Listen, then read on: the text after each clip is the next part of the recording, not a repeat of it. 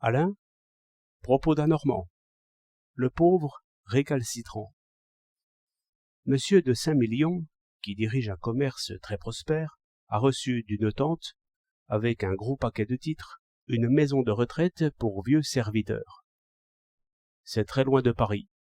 Cela se compose d'un parc avec murs et grilles, d'une bâtisse à figure d'hôpital, de plusieurs concierges et d'un règlement. L'entretien d'un pensionnaire coûte 500 francs. C'est de la bonne philanthropie. Or, Saint-Million employait aux courses, pour un petit salaire, depuis 40 ans, un bossu qui s'appelait Noiraud. Un jour, il lui dit « Noiraud, tu te fatigues, les jambes n'y sont plus, tu es un fidèle serviteur, et je veux faire quelque chose pour toi. J'ai une maison de retraite à 200 lieues d'ici. Je veux que tu ailles y finir tes jours à mes frais, et je te paie ton voyage. » Noiraud avait quelques sous à lui, 2 ou 3 vieux amis, de petits plaisirs et de petites habitudes. On peut être un pauvre homme et avoir tout cela. Aussi le discours de Saint-Million lui fit plus de peine que de joie, mais il prit l'air d'être heureux, afin de ne pas attrister le généreux philanthrope. Le voilà donc qui dit adieu à toute sa vie, et qui part pour le collège ou pour le couvent comme on voudra. Là, il se lève à la cloche, mange, se promène, se couche au commandement, triste comme un chien vendu. Après 6 mois, il n'y tient plus, il part. Il se paie, le prodigue, selon voyage. Il ose paraître devant son bienfaiteur, et lui explique tant bien que mal ses misères d'imagination.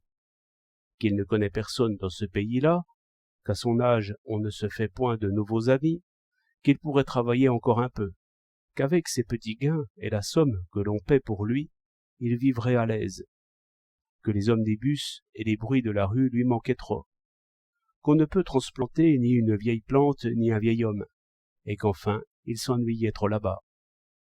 Son discours fut mal compris. Imagine-t-on un homme qui ait la prétention de ne pas s'ennuyer? Saint-Million a de l'argent, et s'ennuie depuis qu'il est né. Ce petit bossu demande trop. Dirait-on pas à l'entendre qu'il trouvait plaisir autrefois à porter des paquets? Et l'on plaint les pauvres. Nul n'est content de ce qu'il a, je le vois bien. Ce n'est là qu'un enfant capricieux.